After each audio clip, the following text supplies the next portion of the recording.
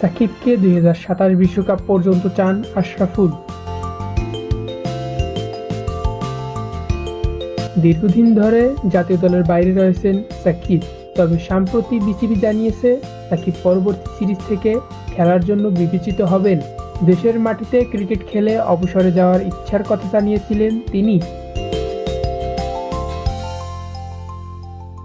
তবে বাংলাদেশের batting coach Mohammad Ashraful সাবেক এই বিশ্বসেরা অলরাউন্ডারকে ২০২৭ সালের ওয়ানডে বিশ্বকাপ পর্যন্ত দেখতে চান। আন্তর্জাতিক ক্রিকেটে ফিরলে সাকিবকে ২০২৭ বিশ্বকাপেও খেলার লক্ষ্য রাখতে বলেছেন আশরাফুল। মোহাম্মদ আশরাফুল বলেন, যেখানে প্রতি বছরই একটা না একটা বিশ্বকাপ হচ্ছে, যদি সাকিব ২০২৭ সালের বিশ্বকাপের জন্য বাংলাদেশের হয়ে ওয়ানডে ক্রিকেটে খেলতে চায়, তার বয়স হবে ৩৭ বা ৩৮। আধুনিক ক্রিকেটে যেভাবে ওয়ার্কলোড ম্যানেজমেন্ট হয়, ৪০-৪২ বছরেও খেলা খুব একটা সমস্যার নয়।